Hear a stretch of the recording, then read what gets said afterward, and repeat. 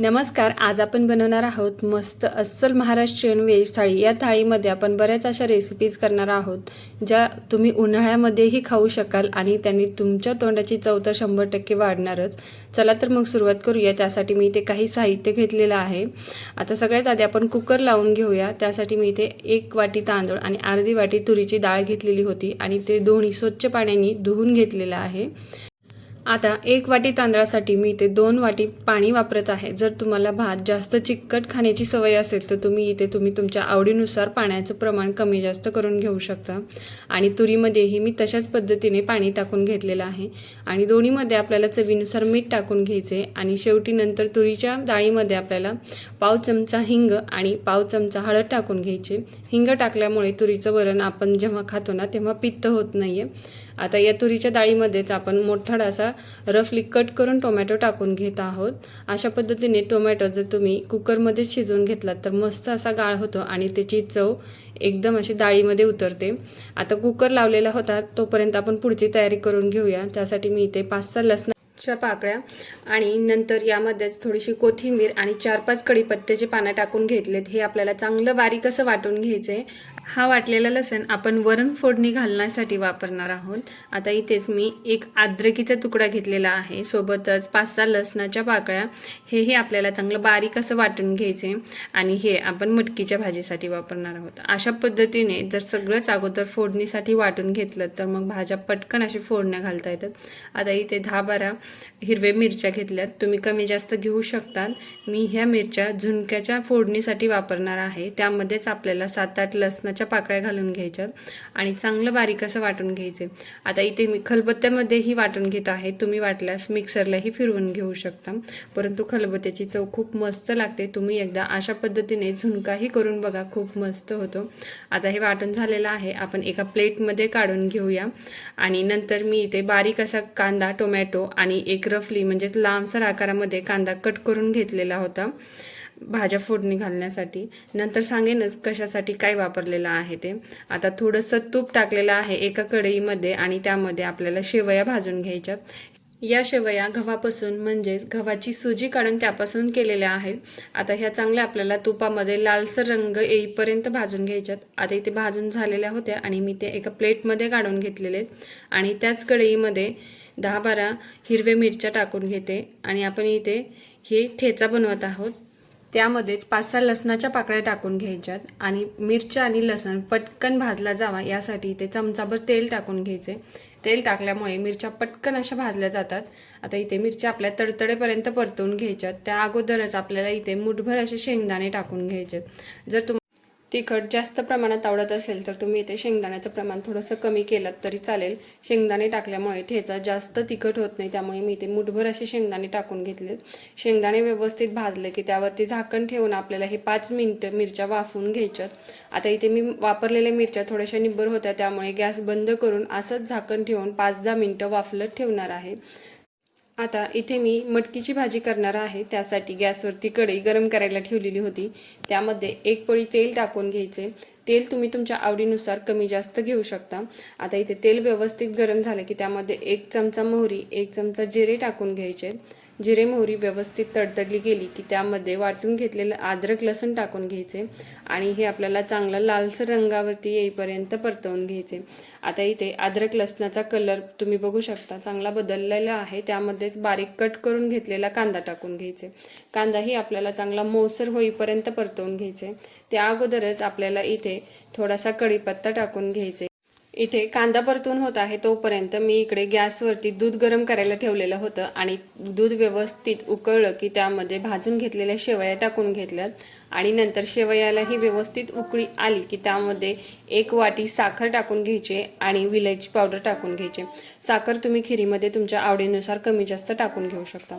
आता इथे कांदा आपला व्यवस्थित असा परतून झालेला होता. त्यामध्ये एक मध्यम आकाराचा टोमॅटो बारीक कट करून घेतलेला तो टाकून घ्यायचे. आता इथे कांदा आणि टोमॅटो पटकन असे मऊ व्हावे ते यासाठी मी चमचाभर मीठ टाकून घेतलेला आहे आणि त्यावरती झाकण ठेवून 5 मिनिटं वाफलवून घेतलेला होता. आता तुम्ही बघू शकता चमच्याने टोमॅटो किती मस्त मऊसूत असा होत आहे. आपल्याला सगळे टोमॅटो अशाच पद्धतीने मऊ करून घ्यायचे आणि नंतर एक मध्यम आकाराचा बटाटा कट करून यामध्ये टाकून घ्यायचे। तुम्ही इथे कच्चा बटाटा वापरण्याऐवजी उकडून बटाटाही वापरू शकता। आता इथे बटाटाही आपल्याला 5 मिनिटं वाफवून घ्यायचे आणि मी इथे वाफवून घेतलेला होता। त्यानंतर आपण यामध्ये काही मसाले टाकून घेऊया। सगळ्यात आधी इथे मी अर्धा चमचा काळं तिखट टाकून घेते, 1 चमचा लाल तिखट टाकून घ्यायचे आणि पाव चमचा हळद टाकून घ्यायचे। इथेच आपल्याला 1 चमचा कांदा लसूण मसाला टाकून घ्यायचे आणि अर्धा चमचा गरम मसाला घेत आहे, म्हणजेच टाकून घेत आहे आणि हे सगळे मसाले आपल्याला व्यवस्थित या तेलामध्ये मिक्स करून घ्यायचे। आणि तुम्ही बघू शकता भाजीच्या मसाल्याचा कलर किती मस्त दिसत आहे। आता इथेच आपल्याला जी मोड आलेली मटकी आहे ती टाकून घ्यायची आणि व्यवस्थित या मसाल्यामध्ये मिक्स करून घ्यायचे। नंतर यामध्ये बारीक कट करून घेतलेली कोथिंबीर टाकून घ्यायची आणि तुम्ही बघू शकता इथे आपली खीरही व्यवस्थित अशी शिजली गेलेली आहे। हाताने अशी दाबून बघितली की शेवई मौसूत होत आहे, म्हणजेच खीर आपली व्यवस्थित अशी शिजली गेलेली आहे। गॅस बंद करून देते आणि इकडे मटकीमध्ये 1 ते 2 चमचा भाजून घेतलेल्या शेंगदाण्याची पूड टाकून घ्यायची। शेंगदाण्याची पूड टाकल्यामुळे भाजी मस्त आळून येते। आता इथेच आपल्याला गरम करून यामध्ये पाणी टाकून घ्यायचे। पाणी थोडंसं कमीच टाकायचे सुरुवातीला, जसजसं लागेल तसतसं पाणी यामध्ये वाढवायचे। आता यामध्ये यावरती झाकण ठेवून आपल्याला ही भाजी चांगली शिजवून घ्यायची। आता भाजीची तयारी होत होती तोपर्यंत ठेचेच्या सामानामध्ये मी जिरे आणि मीठ टाकून घेतलेलं होतं चवीनुसार। आणि इकडे दुसऱ्या गॅसवरती मी कढई गरम करायला ठेवलेली होती, त्यामध्ये तेल टाकून घ्यायचे आणि तेल व्यवस्थित गरम झाले की त्यामध्ये जिरे मोहरी टाकून घ्यायची। जिरे मोहरी ही व्यवस्थित तडतडली गेली की त्यामध्ये लांबसर आकारामध्ये कट करून घेतलेला कांदा टाकून घ्यायचे। हे आपण झुणक्याची तयारी करत आहोत, म्हणजे झुणका बनवत आहोत। आता इथेच आपल्याला कढीपत्ता टाकून घ्यायचे आणि कढीपत्ता आणि कांदा चांगला लालसर होईपर्यंत आपल्याला परतवून घ्यायचे। आणि इथेच आपल्याला जो आपण वाटून घेतलेला ठेचा होता झुणक्यासाठी, म्हणजेच मिरची आणि लसणाचा ठेचा होता, तो टाकून घ्यायचे। आता कांदा होत होता तोपर्यंत मी इकडे खलबत्त्यामध्ये ठेचा वाटून घेतलेला आहे आणि आपला ठेचा मस्त असा तयार झालेला आहे। हा ठेचा तुम्ही तेलामध्ये परतवूनही खाऊ शकता किंवा मग डायरेक्ट यावरती थोडंसं कडलेलं तेल टाकूनही खाऊ शकता, खूप मस्त लागतो। आता इथे कांदा आपला व्यवस्थित असा परतला गेलेला होता, त्यामध्ये पाव चमचा हळद टाकून घ्यायचे, 1 चमचा लाल तिखट टाकून घ्यायचे। तिखट इथे मी कलरसाठी वापरलेला आहे, बेडगी लाल मिरची पावडर भेटते ना ती टाकलेली आहे। इथे मध्येच वरण भात खाण्याची फरमाईश आली, त्यामुळे मग कुकरचा डबा काढून मी वरण म्हणजेच डाळ व्यवस्थित अशी मौसूत करून घेतली आणि नंतर गॅसवरती कढई गरम करून त्यामध्ये 1 चमचाभर तेल टाकून घेतलं। तेल व्यवस्थित गरम झाले की त्यामध्ये जिरे मोहरी टाकून घेतली आणि जिरे मोहरी ही व्यवस्थित तडतडली गेली की त्यामध्ये वाटून घेतलेली कोथिंबीर आणि लसण टाकून घेतलं आणि लसण व्यवस्थित परतला गेला की त्यामध्ये पाव चमचा हळद टाकून घेतली आणि 1 ते 1.5 चमचा लाल तिखट टाकून घेतलं। तिखट तुम्ही तुमच्या आवडीनुसार इथे कमी जास्त करून घेऊ शकता।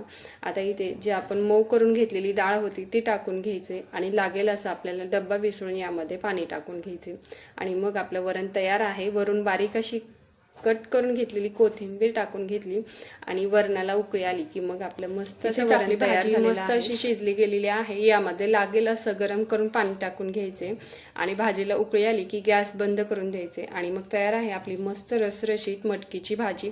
आता इथे मी भाजी आणि वरणाला फोडणी घातलेली होती, परंतु मी ज्या कढईमध्ये मी झुणका बनवणार होते त्या कढईमध्ये व्यवस्थित असं हे पिठलं हटता आलं नसतं, त्यामुळे मी दुसऱ्या मोठ्या खोलगट कढईमध्ये काढून त्यामध्ये आता बेसन टाकून घ्यायचे।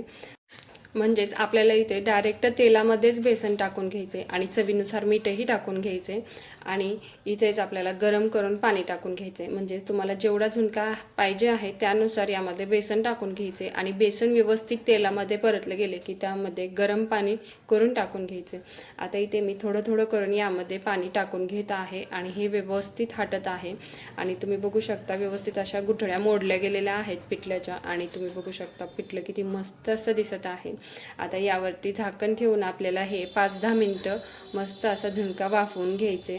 आता हे मी दुसऱ्या गॅसवरती शिजायला ठेवून देते, तोपर्यंत अलीकडच्या गॅसवरती आपण भाकरी करून घेऊया।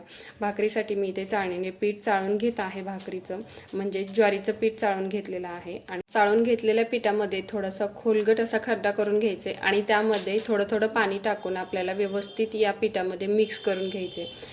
एकदाच आपल्याला यामध्ये पाणी टाकून घ्यायचे नाही, लागेल असं थोडं थोडं यामध्ये पाणी टाकून घ्यायचे। आता इथे चांगल्या हाताच्या दाबाने आपल्याला हे पीठ चांगलं मौसूत असं मळून घ्यायचे।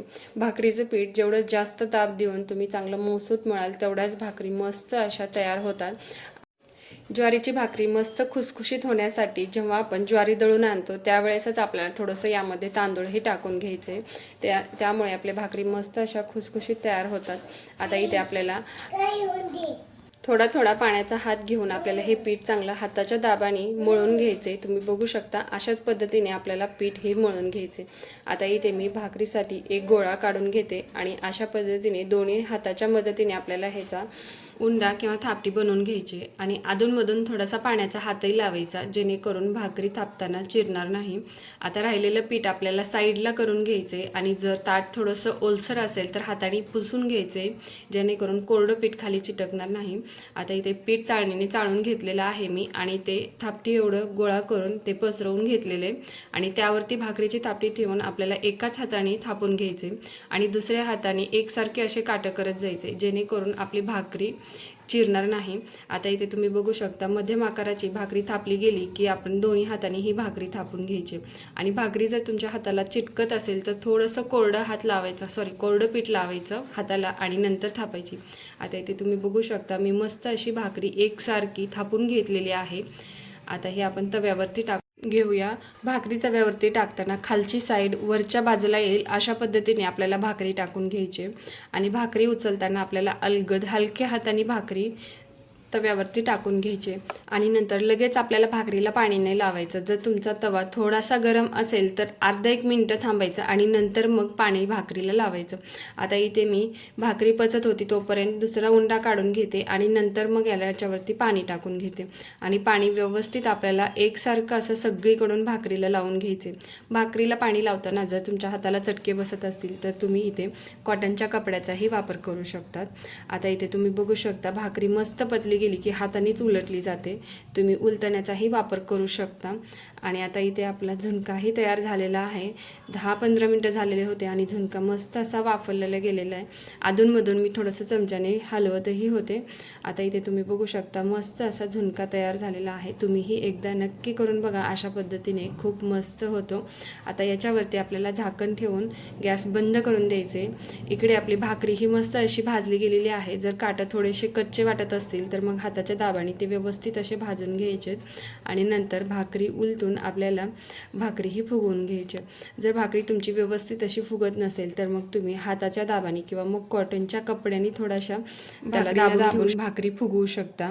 आता इथे सगळीकडून आपल्याला व्यवस्थित अशी भाकरी भाजून घ्यायची. काटे जर थोडेसे कच्चे वाटत असतील तर त्यालाही थोडंसं हाताने दाबून व्यवस्थित असे एकसारखे काटं आणि मध्य भाकरीचं व्यवस्थित भाजून घ्यायचे.